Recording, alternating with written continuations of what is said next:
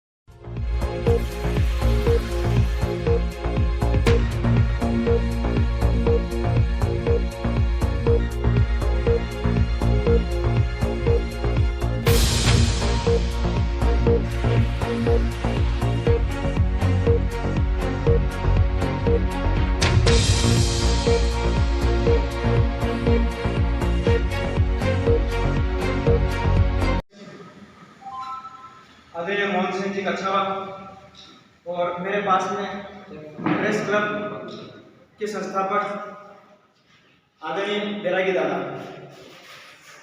मैं अतिथियों से निवेदन आपकी और जानकारी बताता हूँ कि मंदसौर जिले में पत्रकारों की आवाज उठाने के लिए, पत्रकारों के हक में बोलने के लिए कोई आगे नहीं आता था। पत्रकार अपने आप को अकेला महसूस करता था।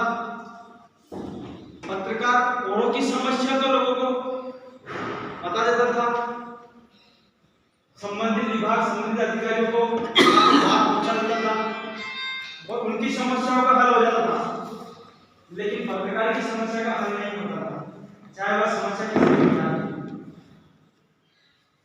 आदरणीय ओमकार सिंह जी ने इस दर्द को समझा। प्रथम अंक लाते हैं, प्रथम द्वितीय और तृतीय, उनका सम्मान करना, नारायण मनाना, वृक्षारोपण करना और ये पत्रकारों का कार्य नहीं, लेकिन कहीं न कहीं हमने इस समस्या को समझा है, क्योंकि कुछ कार्य ऐसे होते हैं कि हम करेंगे तो जग करेगा। उन्हीं क्रियाकलापों को ध्यान में रखते हुए प्रेस क्लब मल्हारगढ़ इस प्रकार के रचनात्मक आयोजन करती रहती है। जनता की लड़ाई लड़ते हैं बहुत ही, और मुझे पूरा विश्वास है कि जहाँ दादा है, जहाँ ओमकार सिंह जी, मोहन जी हैं, और गफर भाई को मैं 1990 से जानता हूँ, बहुत जुझारू है और आप बहुत बड़े परिवार से, सक्षम घर से। पत्रकारिता एक शौक और घर से, मैं पूरा घर से वाकिफ हूँ। गवर्नमेंट में जिस आपके पिताजी बहुत बड़े सर्विस में थे, कुरैशी साहब, डॉक्टर साहब, बहुत बड़ा परिवार है आपका। कुरैशी डॉक्टर साहब का मतलब नाम चलता है गवर्नमेंट के अंदर, और बहुत खानदानी परिवार से है, और बहुत बहुत बधाई देता हूँ मैं। और हम सब आपके साथ हैं, और प्रेस पत्रकारों को पूरा आप सम्मान की लड़ाई लड़ेंगे। मुझे पूरा ये खामोश मिजाजी हमें जीने नहीं देगी, इस दौर में जीना है तो कोराम बचा दो, चुप ना बैठो, आपके होने का एहसास। और एक और पंक्ति पढ़ के अपनी बात को विराम दूँ उससे पहले, दरिया है हमें अपना हुनर मालूम है, हम जिस तरफ भी चल देंगे अपने रास्ता बना लेंगे। इन्हीं बातों के साथ प्रेस क्लब के अध्यक्ष आदरणीय मोहन सिंह जी कछावा जी, दादा हमारे बैरागी जी समय समय पर प्रेस क्लब के माध्यम से ये हमको बताते रहते हैं। हमारे जो पत्रकार हैं गोपाल जी, प्रकाश जी, दरबार सिंह जी, निश्चित रूप से भाई साहब, मैं कांग्रेस परिवार का एक छोटा सा कार्यकर्ता हूँ। बाकी जो जनहित की जो समस्या रहती है, ये निश्चित रूप से उस चीज़ को उजागर करते हैं और हमें भी बताते हैं कि ये मुद्दे पे आपको बोलना है। तो मैं इनको धन्यवाद देता हूँ कि नगर हित में ये बिल्कुल निष्पक्ष काम कर रहे हैं। और हमें ये कहते हुए बड़ा गर्व हो रहा है कि चाहे कोई सा भी कार्यक्रम हो, बच्चों का सम्मान समारोह हो, या ऐसी कोई अभी शीतलहर बहुत चल रही है, चाहे कंबल बांटने का कार्यक्रम हो, निश्चित रूप से हर काम में प्रेस क्लब के लोग आगे रहते हैं। और मैं आपको विश्वास दिलाता हूं कि आपके नेतृत्व में ये और ऊर्जा के साथ काम करेंगे। यहाँ पे प्रेस क्लब को जो महती आवश्यकता है, यहाँ पे इनको एक भवन के लिए काफ़ी टाइम से मांग करते आ रहे हैं। निश्चित रूप से आपकी कलम के माध्यम से एक सरकार के पास अगर लेटर जाएगा तो उस समस्या भी हमारी हल हो जाएगी। तो आप पधारे, आपका बहुत बहुत स्वागत। समय में आप इन बातों को भी, जो पत्रकार डर जाते हैं, उनका भी आप सहयोग करें। जय हिंद, धन्यवाद। तो शायद पहली बार हम मिले होंगे। बाकी पत्रकारिता के उसमें आपका नाम ओमकार सिंह जी के बराबर चलता है पूरे जिले के अंदर, और इनका जो लेख आते हैं इतने कटाक्ष आते हैं, प्रशासन के ऊपर आते हैं, नेताओं के ऊपर आते हैं, और ज्वलंत समस्या के ऊपर इतना जबरदस्त वार करते हैं कि सामने वाला पढ़ करके बहुत दर्द हो जाता है कि वास्तव में ऐसे पत्रकार होना चाहिए।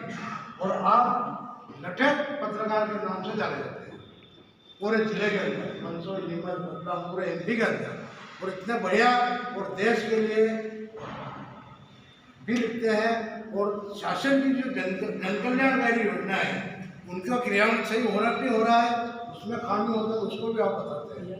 और हमेशा ओमकार सिंह जी के माध्यम से आप जिले के अध्यक्ष बने हैं, इसलिए प्रेस क्लब मल्हारगढ़ आपका बहुत बहुत स्वागत करता है, अभिनंदन करता है और आपसे अपेक्षा करता है कि भविष्य में हमको किसी भी प्रकार की कोई भी जरूरत पड़े तो आपको हमें सहयोग प्रदान करने की कोशिश। उस मंच पर नहीं होता था जिले के या अन्य किसी के, तो इनको काफ़ी दुख हुआ। कई बार वो कहते थे कि हमारे छोटे जो साथी हैं तो ग्रामीण क्षेत्र के पत्रकार हैं, तो समाचार उठा करके नीचे से और ऊपर भेजते हैं और ऊपर वाले अपने नाम से उस समाचार बड़ा चढ़ा करके छापते, जैसे मंडल पत्रकारिता उन्होंने करी। इस प्रकार से उनकी समस्याओं को देखते हुए, उनके दुख को, उनके दर्द को समझते हुए पुकार सिंह जी ने आज से 7 साल पहले माँ नाचा माता के दरबार में कुछ साथियों के साथ जमीन पर बैठकर और इस संगठन की स्थापना की। इसको बढ़ाने के लिए, अन्य ग्रामीण क्षेत्र के लोगों को जोड़ने के लिए मंसूर ने बुलाया हमने, और वहाँ जाकर के, उनके गांव में जाकर के वहाँ मीटिंगें की और उनको जोड़ा और अपने लक्ष्य को बताया कि हम क्या करना चाहते हैं। बहुत सारे लोग हम जुड़े। धीरे धीरे आज पुकार सिंह जी बता रहे थे कि 250 से भी अधिक संख्या हमारी पूरे ज़िले में हो गई है।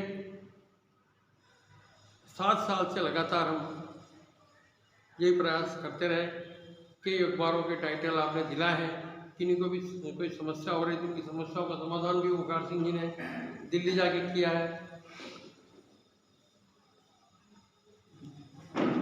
ऐसे संगठन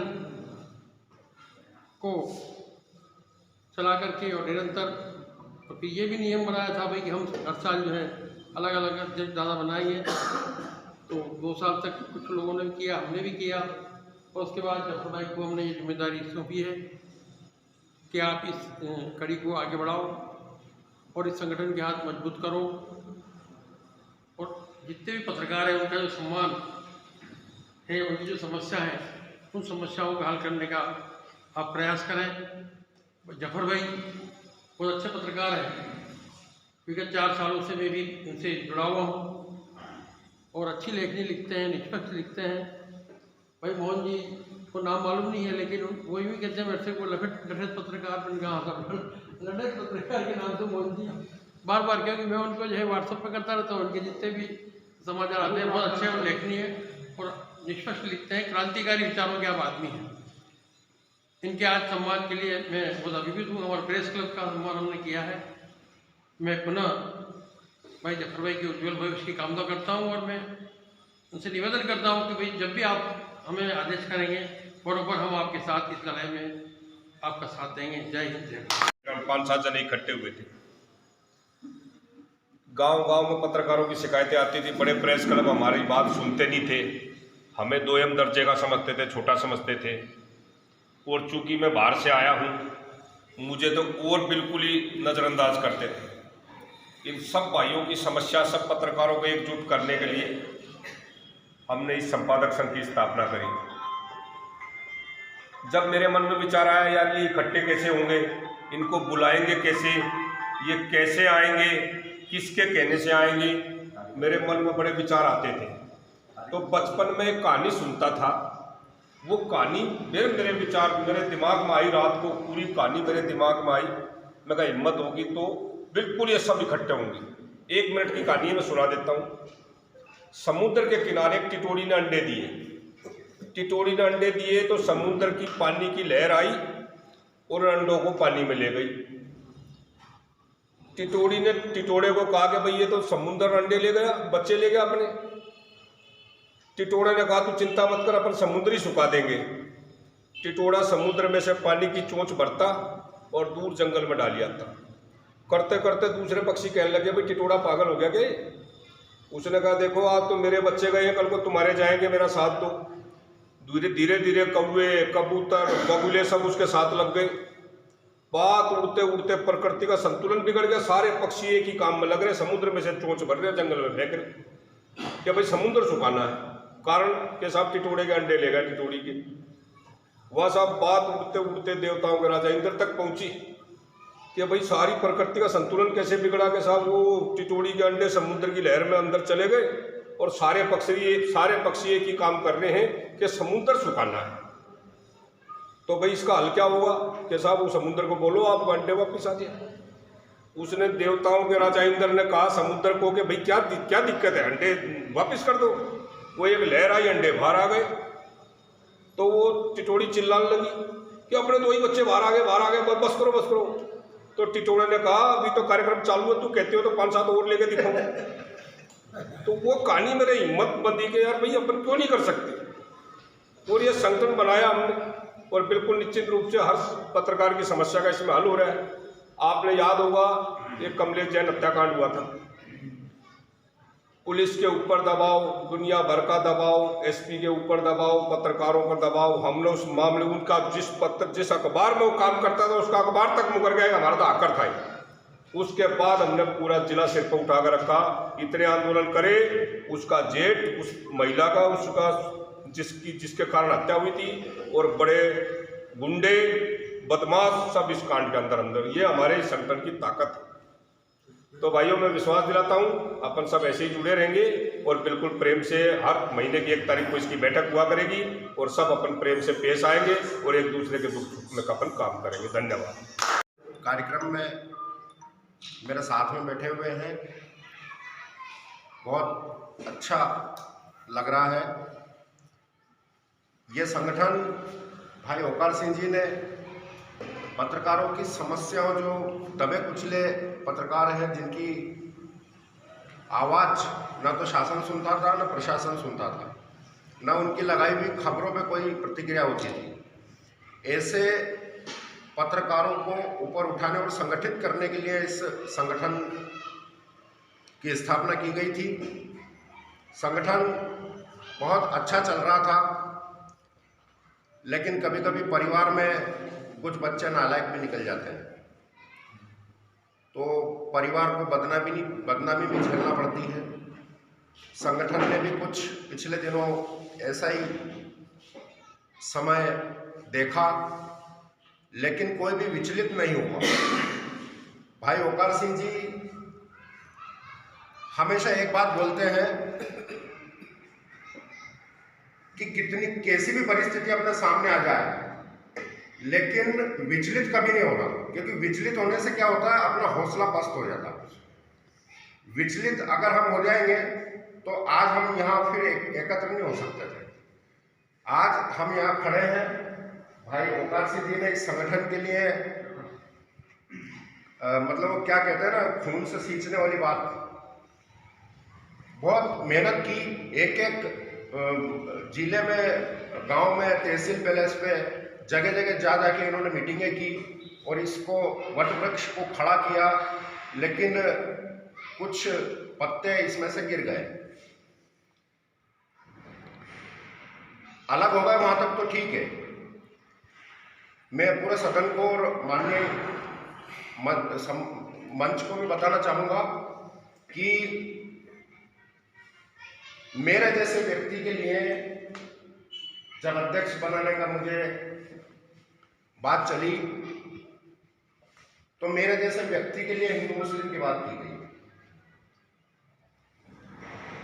अगर पत्रकार सांप्रदायिक हो गए तो राष्ट्र की क्या स्थिति होगी, इसको समझा जा सकता है। क्योंकि पत्रकार ही है जो सब कुछ बैलेंस करके चलता है और उससे राष्ट्र जो है उसके अंदर सद्भावना बनी रहती है। अगर पत्रकार ही सांप्रदायिक हो गए तो राष्ट्र सुरक्षित कतई नहीं रह सकता।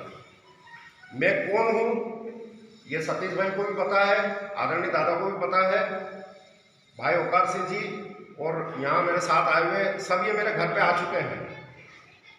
मैंने पूरे देश में सद्भावना को बढ़ावा देने के लिए अभियान चला रखा है। राष्ट्रीय मानव सेवा संघ का मुझे राष्ट्रीय अध्यक्ष नियुक्त किया गया और मुझे जिम्मेदारी सौंपी गई दिल्ली से कि पूरे देश में आपको अभियान चलाना है और सद्भावना को बढ़ावा देने के कार्यक्रम आपको करना है।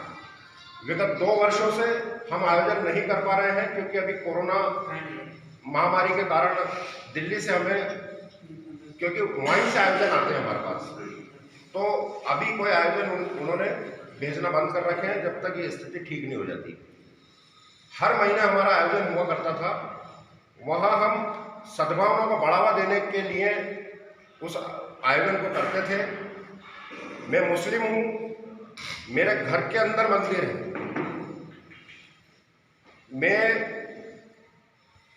इतना बड़ा उदाहरण दे रहा हूँ, और सिर्फ मंदिर नहीं है, वहाँ बाकायदा पूजा पाठ भी होती है। नवरात्रि में 9 दिन तक अखंड ज्योत चलती है, कन्या पूजन होता है, कन्या भोज का आयोजन होता है 9वीं के दिन, गणपति की स्थापना होती है 10 दिन, सारे हिंदू पर्व मनाए जाते हैं। क्योंकि जो जिम्मेदारी मेरे ऊपर मुझे जो सौंपी गई है उसको मुझे निभाना है। और ऐसे व्यक्ति के लिए इतने गंदे शब्दों का इस्तेमाल किया गया आदरणीय कि मेरी आत्मा दुखी। मेरे कुछ एक रिकॉर्डिंग भी हमारे हाथ लगी थी, वो कुछ साथियों ने सुन भी रखी है। इनका भी बहुत मत दुखा कि जो व्यक्ति पूरे देश के अंदर सद्भावना में लेकर काम कर रहा है, जो राष्ट्रहित और जनहित के अलावा जिसका कोई काम ही नहीं, मुखर होकर शासन प्रशासन से लड़ रहा है, उसके बाद में उसको सिर्फ इसलिए कि ये अध्यक्ष नहीं बने, इसलिए एक गलत भावना फैलाई गई। लेकिन मानवता जीती और षड्यंत्र हार गया। 14 नवंबर के दिन नगर पालिका हाल में कुर्सियां कम पड़ गई, हमें एक्स्ट्रा कुर्सियां मंगानी पड़ी।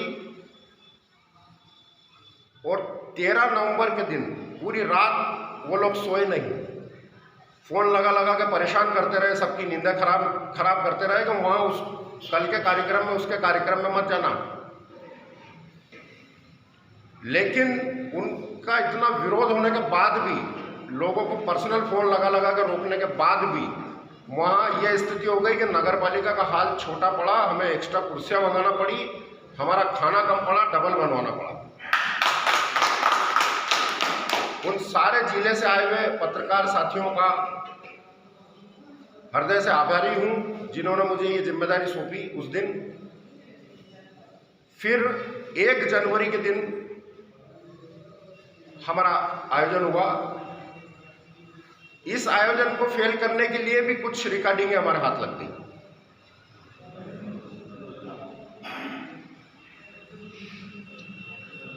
मैं मुसलमान हूं, दादा हिंदू हैं, इनका भी खून वही है जो मेरा है। एक इंसान, मानवता होना चाहिए उसके अंदर। अगर मानवता सबसे बड़ा धर्म है मेरी नज़र में, लेकिन वही गंदी बातें फिर से फैलाई गई कि उसके कार्यक्रम में मत जाना, वो नगर पालिका आना, अपना कार्यक्रम नगर पालिका में है, वह ऋतुवन में मत जाना। स्थिति क्या हुई ये फोटो देख के पता लगाया जा सकता है। वहां कितने लोग पहुंचे थे और अपने यहां कितनी कुर्सी कम पड़ी थी।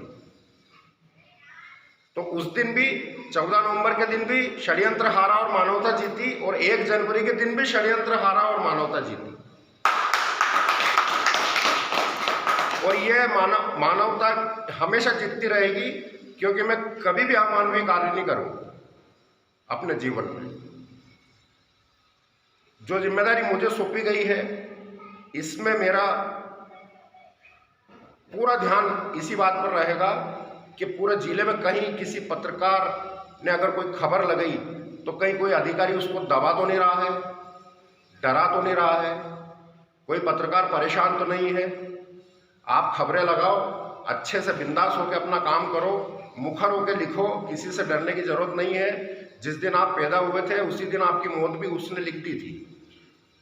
आपकी दिनांक, समय, जगह सब के ये फलाने बाप और ये फलानी माँ की कोख से तू पैदा होगा, इस जगह तेरा जन्म होगा, और इस कारण से इतनी बजे इतने दिनांक, इस कारण से तू मर जाएगा। अगर आप डर गए, हम डरे क्यों मौत से, सबसे बड़ी बात ये कारण बताने का ये है, जन्म और मृत्यु का मैं इसलिए बता रहा हूँ कि हम डरे क्यों किसी से। गोपाल भाई भी हमारे उजागर करते रहते हैं, और हम डरे क्यों। अगर मेरी मौत गोली खाने से लिखी है कि मैं खबर लिखूंगा किसी के खिलाफ और कोई मुझे गोली मरवा देगा तो मैं उसको नहीं रोक सकता, मैं गोली लगने से ही मरूंगा। तो फिर मैं क्यों डरूं? इसलिए किसी से डरने की जरूरत नहीं है कि कोई हमारे पास में बैठा है, हाथ पैर तोड़ दिया इन्होंने तो कितनी बार लोगों ने ओकार सिंह जी के आंदोलन करने पड़े हमको, भूमाफियाओं ने इनकी टांगें तोड़वा दी, हाथ तोड़वा दिए, फिर भी आज पूरी दबंगता से वो कोई काम कर रहे हैं। एक चीज और मैं अपने साथियों को बताना चाहूंगा कि अपन पत्रकारिता करते हैं, खबर लगाते हैं, कोई भी मुद्दा कवरेज वगैरह तो कर लेते हैं अपन, पर एक बहुत अच्छी जो सरकार ने हमको एक सहूलियत दी है, आरटीआई जैसा हथियार हमें दिया है, लेकिन उसका इस्तेमाल जो है पत्रकार लोग बहुत कम कर रहे हैं। आप ओकार सिंह जी भाई साहब हमारा आरटीआई के गुरु कह सकते हैं अपने, क्योंकि मैंने खुद ने भी इन्हीं से सीखा है। आरटीआई बहुत बड़ा हथियार है। आरटीआई से होता क्या है कि तथ्यात्मक खबरें, आप किसी भी विभाग का भ्रष्टाचार या किसी भी विभाग से कोई भी आप जानकारी मांग सकते हैं, रक्षा को छोड़ के, तो वहां से जो आपको जानकारी मिलेगी उसके बाद आप खबर लगाएं, वो खबर होगी तथ्यात्मक खबर कहेंगे उसको। तो जो वरिष्ठ लोग हैं अपने, जब उस खबर को पढ़ेंगे तो उनको लगेगा कि नहीं यार ये खबर बिल्कुल सही है, इसमें तथ्य भी है। आरटीआई का इस्तेमाल करना, कैसे करना, क्या नहीं करना, ये ओकार सिंह जी साथ में है। आप लोगों को कभी भी किसी को अगर कोई आवश्यकता पड़े तो आप ओकार सिंह जी से मार्गदर्शन ले सकते हैं, मुझे फ़ोन लगा सकते हैं। मेरा नंबर हमेशा खबर के नीचे सार्वजनिक कर रखे हैं मैंने, दोनों नंबर मेरे। किसी भी तरह के जिले में अगर कोई समस्या हो, रही बात मलारगढ़, आज मैं इसी जगह खड़ा हूँ जो ओकार सिंह जी के गुरु की कर्मभूमि है। आदरणीय दादा नंदलाल जी तिवारी बहुत ही दबंग, बहुत ही मुखर पत्रकार, और मुझे बहुत अच्छा लग रहा है कि आज इस आयोजन में उनके सुपुत्र हमारे साथ हैं। पत्रकार साथी जो भी हैं यहाँ पे, मैं उनसे एक ही बात कहना चाहूँगा, आपने अगर किसी भी तरह की खबर लगाई और अगर आपको कोई अधिकारी या पुलिस वाला डरा रहा है तो आप बिंदास होकर मुझे फ़ोन लगाना, मैं डायरेक्ट आपके लिए आकर खड़ा हो जाऊँगा। किसी से डरने की जरूरत नहीं, किसी से दबने की जरूरत नहीं। आप सब ने यहाँ मुझे बुलाकर जो स्वागत सम्मान किया, इसके लिए हृदय की अनंत गहराइयों से बहुत बहुत धन्यवाद, आभार।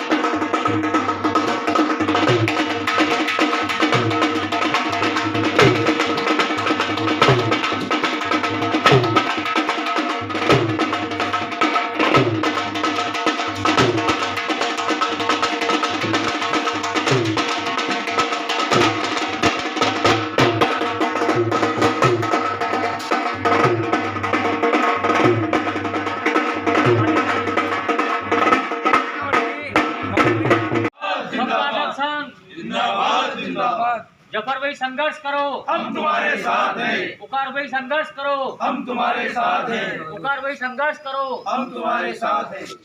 पूरा आज के आनंद की जय।